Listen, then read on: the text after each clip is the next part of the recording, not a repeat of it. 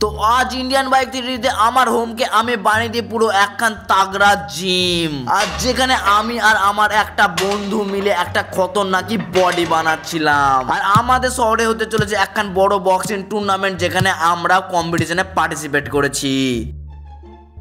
Guys এতক্ষণ আমি বাড়ি আসি, আমি না কাজ থেকে একটু বাইরে গেছিলাম, তো আবার হেঁটে হেঁটে। তবে আমার গাড়ির কাছে এই বাচ্চা ছেলেটা আবার কে? আরে আরে এটা কি করছে? এটা আবে আবে আবে কিছু তো বুঝতে পারছি না। আরে এ কি পেন্ট স্প্রে মারছে নাকি আমার গাড়িতে? আরে আরে তেরি, এটা কি করলি রে? আবে यार এই ছেলেটা কে?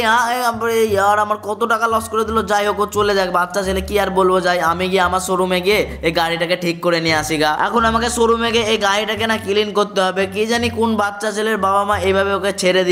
তো গাইস যেটা হওয়ার হয়ে গেছে, কিন্তু আমরা এখন সুজা যাই আমার কার শোরুমে, আর দেখা যাক এটা কি করা যায়। গাইস আর অনেক খরচা হবে, কারণ আমার গাড়ি ডিফেন্ডার, আর ডিফেন্ডারের প্রত্যেকটা পার্টের এতটা খরচা না, যা দেখা যাক কত খরচা হয়। যে বাচ্চাটা এরকম করলো না, ওকে কিন্তু আমি বিরাট লেভেলে বকেছি, কিন্তু মারিনি। যাই হোক আবে আবে এটা কে? আরে এটা তো ওই বাচ্চা ছেলেটা। আবে কিন্তু এটা, আরে এটা কি ওর বাবা নাকি? ওর তোমার বাবা বক্সার তা বলনি?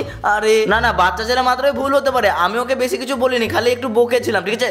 আবে यार আবে ও আবে আমি এখানে ঘুমিয়ে গেছিলাম কখন? আরে আমাকে ওই বাচ্চা ছেলের বক্সার বাবাটা তো মেরেছিল, আর আমি তো পুরো অজ্ঞান হয়ে গেছিলাম। আবে यार ওর বাবাটা কিন্তু অনেকই পাওয়ারফুল ছিল।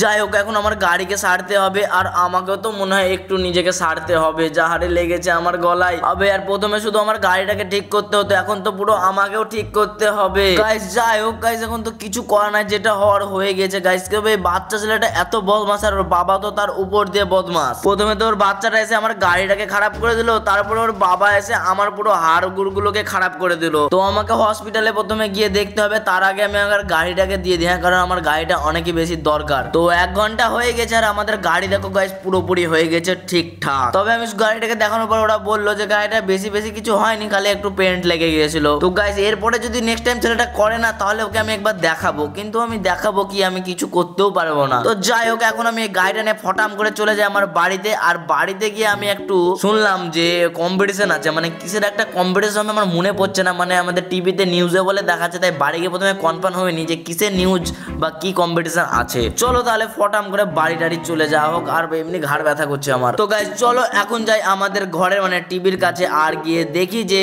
কি ব্যাপারটা হচ্ছে। তো গাইস খবর কিন্তু পেলাম, মানে কি হতে চলেছে আমাদের সিটিতে জানো, মানে এতদিন পর হতে চলেছে একটা বক্সিং টুর্নামেন্ট, ঠিক আছে? মানে বক্সিং টুর্নামেন্ট, আর টুর্নামেন্টটা পুরো 1 মাস পর হবে, ঠিক আছে? মানে 1 মাস পর। তো গাইস আমার এখন একটা প্ল্যান দেখো, আমি কিন্তু ওখানে পার্টিসিপেট করবো, আর আমাকে নিতে হবে বদলা। মানে ওর বাবাটাও নিশ্চয়ই হয়তো এই কম্পিটিশনে পার্টিসিপেট করবে, আর আমি তো ওখানে গিয়ে বডি সডি করে ওকে একবার দুমদাম করে খেলাবো। আর যদি ওর ব্যাটাটা মানে চিটকে পিটকেটা যদি ওর বাবাকে বাঁচাতে আসে না, ওকে একবারে তুলে একবারে এমন ভাবে মারবো যে বাপ বেটা দুটো আর কোনোদিন আমাকে মুখ দেখাতে আসবে না। কিন্তু আমাকে তো ডায়লগ মারলে হবে না, তার জন্য না আমাকে বডি সডি অনেক তাগড়া করতে হবে, আর ওর থেকেও মানে আরো পাওয়ারফুল হতে হবে, আর তার জন্য লাগবে একটু পুশ আপ থেকে 1 2 আবে यार। আর গাইস বডি শুধু বানালে হবে না, আর জিম করলে হবে না, কারণ ওর জন্য আমাকে লাগতে হবে বক্সিং শেখা লাগবে। হ্যাঁ মানে বক্সিংটা শিখতে হলে ওটাই হচ্ছে মেন, আর তার জন্য আমাকে অনেক রকমের ব্যায়াম করতে হবে পাওয়ারফুল হওয়ার জন্য, আর বেশি করে লাগবে আমার স্ট্যামিনা। হ্যাঁ আর স্ট্যামিনার জন্য লাগতে হবে বেশিরভাগ সিট আপ, পুশ আপ, এমনি push up, Hindu push up, এগুলো মারতে হবে। তো সবকিছু তো হয়ে গেছে, কিন্তু এখন আমি 2 সপ্তাহ ধরে করছি, আর আমার অনেকটা স্ট্যামিনাও বেড়ে গেছে, ঠিক আছে? হ্যাঁ এখন কিন্তু আমি অনেক ইজিলি এক্সারসাইজ করতে পারি। হ্যাঁ মানে 100টা পুশ আপ আমি এখন মেরে নিই, সবকিছু 100টা করে মেরে নিই। আর প্রথম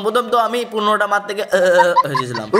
ঠিক আছে গাইস হয়ে গেছে টাইম, আর আমার বক্সিং এরও একটু স্টাইলটা একটু পারফেক্ট হয়ে গেছে। হ্যাঁ আর আমি রেডি একবারে সম্পূর্ণ।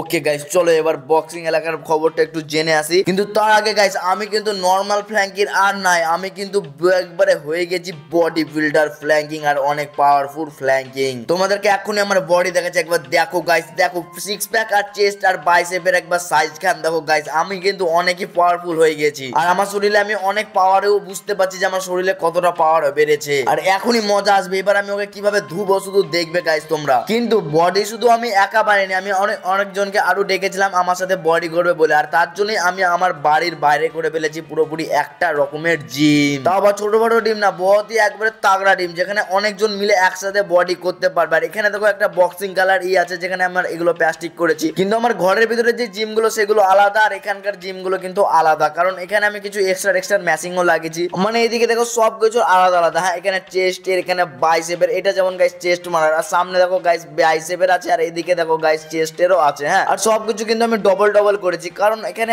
অনেক যত বেশি লোক আসে না জিম করতে তত বেশি গাইস পয়সাও তো হবে আর আমার ইনকামটাও হবে। আর এইটা গাইস দেখো, এটা হচ্ছে ব্যাকের মানে পেছনকার ব্যাক, আর আমার তো এমনি বডি সবচেয়ে তাগড়া। দেখো গাইস একবার আমার বডি দেখার, ওই দেখো সবাই চলে এসেছে পেছন দিকে সব জিম করছে, আর কিছু মেয়েও আছে জিম করতে, আর ওই মেয়েগুলো আমার তো বডি দেখে পুরো পাগলাই হয়ে যায়। গাইস এখন আমার একটা বন্ধু পেছনে জিম করছে, পুশ আপ মারছে, দেখো দেখতে পেছো তো, ও না আমাকে সাথে বলছে যে তুই এত তাড়াতাড়ি করে বডি করলে আমাকেও করে দে, যেহেতু আমার ভালো বন্ধু হয়। তাই আমি বলছি তোকে অনেক কিন্তু চেষ্টা করতে হবে আর দিনমান কিন্তু জিম করতে হবে আর জিমে ফোকাস রাখতে হবে, তাহলে তুই এরকম বডি করতে পারবি। তো আমি অনেক তাড়াতাড়ি বডি করে ফেলেছি 1 মাসে, তো ওর বডি করতে একটু টাইম লাগে, তবে আমি অনেক তাড়াতাড়ি করে ফেলেছি। দেখি আমি এখন একটা জায়গায় যাচ্ছি আর 1 মাসের মধ্যে কিন্তু আমার বডিটা হয়ে গেছে। হ্যাঁ, টুর্নামেন্টেরও টাইম হয়ে গেছে আর আমি টুর্নামেন্টে না পুরো ফাইনালে উঠে পড়েছি, ঠিক আছে। আর আমি যেরকম ভেবেছিলাম আমার অপোনেন্ট কিন্তু কেউ না, একবারে যে আমাকে মেরেছিল ওই ছেলেটার বাচ্চা, মানে ওই ছেলেটার বাবা। তো এত দিনের অপেক্ষার পর ওই দিনটা চলে এসেছে যেই দিনে আমি আমার বদলা নিব। আর বদলা নেওয়ার জন্য কিন্তু আমার রক্ত একবারে গরম হয়ে যাচ্ছে গাইস। কিন্তু গাইস একদিক থেকে আমার বডি হয়ে গেছে বলে যে ও আমার সাথে পারবে না এরকমটা না, ও কিন্তু অনেক দিনকার চ্যাম্পিয়ন আর ও কিন্তু ফাইনালে উঠেছে আর ও কিন্তু অনেকটাই পাওয়ারফুল। আমাকে আরেকবার যা অবস্থা করেছিল আমি তো পুরো মানে উঠতেই পারিনি, বুঝতে পারিনি যে আমি অজ্ঞান হয়ে গেছিলাম। তো চলো ম্যাচটাকে শুরু করা যাক। আবে এ তো মনে হচ্ছে এখন থেকে শুরু হয়ে গেছে। আরে আরে আরে না আবে यार আমাকে ফেলে দিয়েছে। আবে কি আরে ঘুষি মারছে গাইস, আরে লাগছে ছাড়। আবে यार আরে দাঁড়া, এবার আমি তোকে দেখাচ্ছি আমি কি বক্সে জানি না, আমি এতদিন ধরে এই ডালে গাইস দেখো কি তাগড়া ওকে মারলাম এই ডালে। আবে यार একে গাইস এইভাবে নিতে হয় বদলা গাইস, শেষ এক ঘুষিতে আমি পেরে ফেলেছি গাইস। আর আমার আজকে যা খুশি না গাইস যে এইভাবে বদলাটা নিলাম না, আমার খুবই রাগ জমেছিল ভিতরে। আর গাইস এই বক্সিং টুর্নামেন্ট কিন্তু আমি জিতে গেছি। চলো এখন আমি বাড়ি চলে যাবো গাইস, আর বাড়িতে একটু কাজ আছে আমার গাইস। যাই হোক গাইস, ওকে কিন্তু ওর বাবাকে যখন মারছিলাম না বেড়াটা কিন্তু দেখছিল। হ্যাঁ, আর গাইস কোনোদিন যদি লজ্জা থাকে তাহলে তো আমার সামনে আর আসবে না, একবারে ভালোভাবে শিখিয়ে দিয়েছে। চল যাই হোক, এখন আমি বাড়িতে চলে আসলাম আর এখন আমার ঘুমানোটা, এখন আমি ঘুমিয়ে যাবো। কিন্তু কে মানে বেল বাজাচ্ছে না আমার বাড়িতে, কে জানি কে এসছে এত রাতে। আমি তখন ঘুমাতে যাচ্ছিলাম, এখন আবার ঘরের বাইরে কে এসছে। কিন্তু গাইস এত রাতে কে আসলো বুঝতেও পারছি না। আমি তো কেবল আবে দেখি তো কে, আবে এইটা তো ওর বাবা, মানে এই ছেলের ওর বাবা। আর এটা তো আর এর বডি দেখো, আর এ হচ্ছে তো মাইক টাইসন।